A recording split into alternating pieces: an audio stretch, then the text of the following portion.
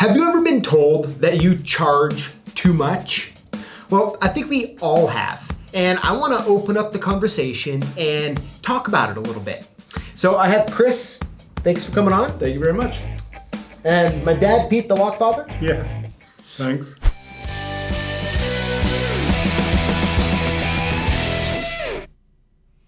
You know, it's a reality of life that we're all going to get phone calls of people wanting us to lower prices. Someone else will do it cheaper, right? Always. Someone this, Always. someone that.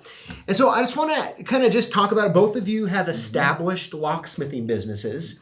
And if someone is new, starting out, maybe struggling in their area, it can get very defeating to get those phone calls. Yes. Say you're charging too much. They'll find someone down the road that will do it less. And it's a bummer and it's stressful. And so I want to hear both of your strategies on when you get phone calls like that, how do you handle it? Like, do you explain a little bit? Do you match pricing? What does all that look like? So, Chris, I'm guessing you've gotten phone calls where it's almost routinely. That seems to be a very normal thing in this business. Mm-hmm. I'm sure for a lot of other businesses too, but people want to save money. That's the bottom line. If you look at a business model where I'm a lone wolf, it's just me and old Silver out there, compared to your father who has multiple employees, multiple properties. His overhead is much different than my overhead. And for those reasons, we have different pricing models, where we're located, the services we offer, everything involved. And people will call and they will just say, I want it done for this much, or I have something new cheaper, and it's frustrating. Yeah. And when that happens, how are you talking about it? Like someone's like, you quote, let's say $100 for a rekey. And someone's like, oh, I just called Joe down the street and he's 80. Good question. So if you went to, just an example, if you went to a 5-star restaurant, they had a valet, they checked your coat, everything smelled great, and the steak came at the end of the dinner and the bill was for $12. You'd probably think they cut a lot of corners. So there's a reason why the cost is lower, and usually has something to do with quality, their effectiveness, the messaging and the brand they have. If you're an established locksmith in a city and you have people that use you regularly, you shouldn't be stressing over the people that want it done cheaper, because those aren't the people you want in your repertoire of people. Mm-hmm. So you have to sometimes explain to them, like, I'm sorry I couldn't help you, or you can even give them an alternative. You can be flexible, and me and your dad was talking about that, where, hey, I need a lockout done.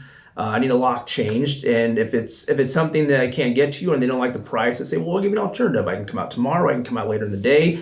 I will be willing to reduce my price, but it's on my principles, my basis. Yeah. So you can be flexible. You can be rigid. You can refer them to another person that might help them out, but that's just part of doing business. It just always is. It is. It really is. Absolutely. So, Dad, when your company gets a call and for a rekey, let's say, hypothetical numbers here, right, and you quote them $100, right, and they're like, oh, I just got off the phone with so-and-so, and they're 80. How are you handling that situation? Well, it depends how rough the customer is. Okay. I said, well, we got brick and mortar. If there's an issue, you can come to us, and save money. Uh-huh. You can, always bring it in, like I said, but we have fixed cost. And they go, well, that's ridiculous. It only took you 20 minutes. Well, when you work at your job, I say, and you get $40 an hour, well, that's just for you. I have to pay for these trucks and repairs and gas and insurance, so we're able to come to you, and there's a cost to it. Yeah. So, they want to negotiate that, and I said, there is no negotiating, especially at night. Because the guys are on their time, they're taken away from their family to earn more money. Yeah. And a lockout is very expensive at night. And why would they want to do it any less if they're only making $5 more than they made during the day? Oh, doesn't really incentivize them. Right. And they said, why do we want to do it? And I really realized this last year that we really had to step that up. Okay. And we still get minimum 20 a weekend, but I go, really? People are going to pay that? You know, because again, as I always say, people only have so much money. We'll break a window. And I said, well, if you break the window, then it's going to cost you that much more, a lot more to fix it. Well, it's always free. Breaking the window is free. Yeah. It's the cost associated with it afterwards. Yeah, good point. So what I'm hearing out of both of you in a little bit different ways is when a customer starts to talk like that, you're kind of telling them your value-added services. Like, Yes. this is who I am, this is why we do what we do, and if you want the service that we provide, this is kind of the cost. At the same time, you want to be reasonable and flexible based on the... If you can, and like your dad said, it's it really depends on their demeanor. If they call and they're really rigid with what they have to say. If it's, hey, I'm a student, or hey, I can work with that. Their approach makes a big difference. Yep. Yeah, absolutely. Yeah, I think those are really, really great points. Now, I have one other question for you, just to have a little fun and kind of talk about it a little bit. It's one thing when we're talking about our businesses and the pricing that we offer, right? But it's the other thing when we're on the other side and we're the competitor and we're the consumer, right? Maybe it's calling out the plumber or this or that, and all of a sudden, you think the bill is going to be $80 and that you get quoted the 100, right? Or the 200. Or the 400 like you. Or the 400, yes, like me. And I just had my water heater went down, and my family doesn't prefer to take cold showers, right? Most don't. And so I found someone to come out right away, and they were quoting me between $7,500 and $10,000 for a new water heater, and I'm like, is this like for a facility, or is this for a house? This is my house, right? And I'm like, oh my gosh, I was sitting there in Costco when I get the phone call, and I'm just like, oh my goodness, that is a lot of money. I told him, I'm sorry, I'm gonna have to call around. So I actually called the plumber who did this building. Yeah, and substantially less. Yeah, it was without discounts. It was $3,300. Yeah, sounds about right. Right.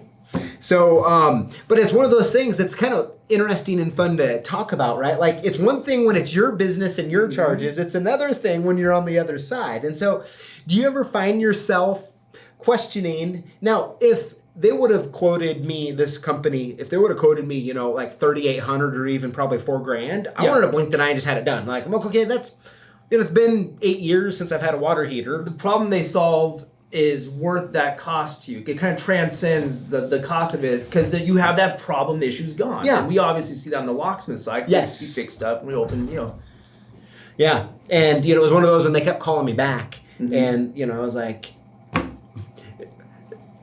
you guys, were literally, trying to take advantage of me. Someone wrote a check their mouth couldn't cash. Yeah. Well, right, because, for instance, I got a quote to get a gas line put into the shop at my house, and I still had to dig the hole. It was like 125 feet, and they wanted $5,000 to run the pipe, get it to the heater, and hook it up. Yeah.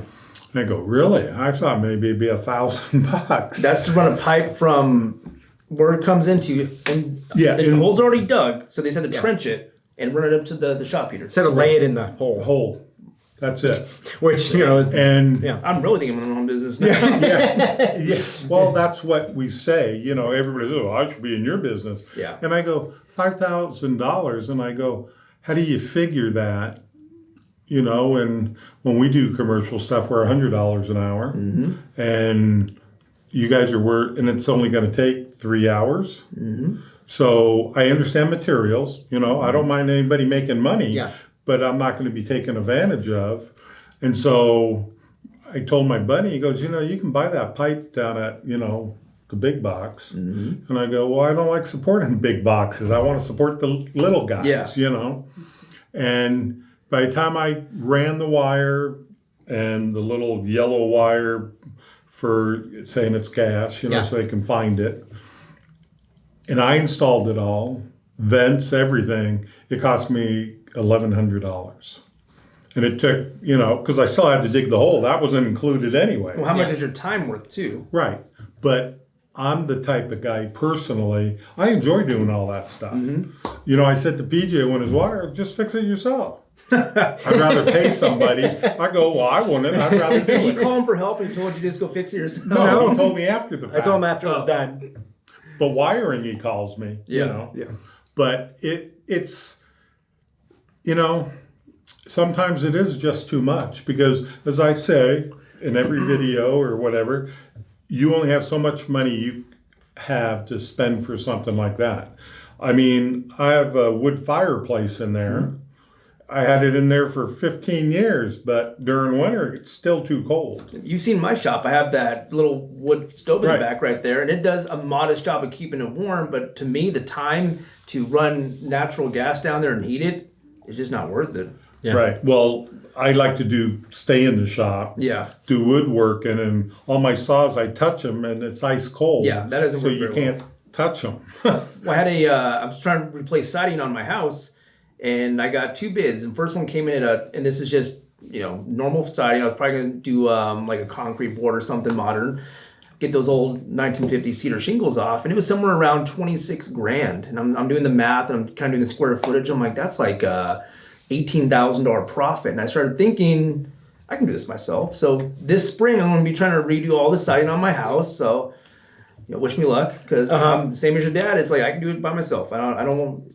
Everyone only has so much money, and if that's not in my budget to spend that much, I can get 2 new vans on the road for that much. Yeah. Well, not new, but 2 vans on the road. Right. Yeah, and that's kind of the reason I wanted to bring this other side up a little bit, right? Mm-hmm. Because a lot of times it's easy to kind of talk about why we charge what we charge, but we're also all consumers as well. Cost and value are 2 very different things. Yes, they are. Yes, they very are. And it's really just to recognize in ourselves our own tendencies about that. And there are going to be times where we could, quote for some sort of rekey, and the guy decides, you know what, I'm just going to do it myself, right? Because his cost value is different, and it's a hard reality for us to all live with, but that's just how the world works, right? It is, exactly. And I think that when we take that approach and we really even understand more of our own thoughts and how we handle things, I think it's a lot easier on the other side when we're talking to someone about our pricing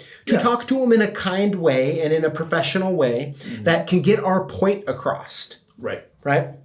I've had people who've turned down my pricing for whatever reason, the time window didn't work for them, but they still use me because of the way I treat them on the phone. Or I say, hey, I've referred people to your dad and say, hey, I'm booked up for today and tomorrow, but you have a safe, call over to, or Country Lock, make sure you get Tanner out there, he's a great guy, or or Pete out there, they're great guys. And they've called me back and say, hey, I got a car key I made in Spokane. I need I got a house I need rekeyed over in Post Falls, whatever. Yeah. So those little things, they make a difference. Absolutely. Yeah. And so I think that's of course, this is a heated topic, right? Like this one, Locksmith pricing is a whole debate. It'll probably go on after my career's over too. It just, and I think it's universal in business, really. Yeah. Right? And it's universal. I don't care if they have a small little house or a mansion, I'm giving them the same price. Yeah, exactly. The only time I give my services away if it's, what is it called? They lost everything. Yeah. Yeah, just in like a more of a desperate type of situation. Right. I think most of us have done that. We have a heart, we'll go out there and, hey, the house is burned down. I've had that situation. They need their car keys in there. I'll make the drive. Why not? Because, it's not worth it. Yeah. Yep. Karma, it's a thing. Right. Absolutely. Well, man, I tell you what, I think this was a great conversation, right? I think it was productive. Oh, yeah. And I think it's great. And I thank both of you for being open enough and willing to talk about this in a way that, everyone watching can hear. There's always a lot of discussion about tools, techniques, and processes, but there's not as much on the business side of things. Yeah. And that's a great conversation to always have. Absolutely. Well, everyone watching and listening, we would all love to know your thoughts on this in the comments below. I know all 3 of us will be reading them. Oh, yeah. And make sure when you comment, you include the hashtag Lockboss to automatically get entered in to win one of 5 free prizes we give away each week on YouTube. Thank you all for watching. We'll see you next time.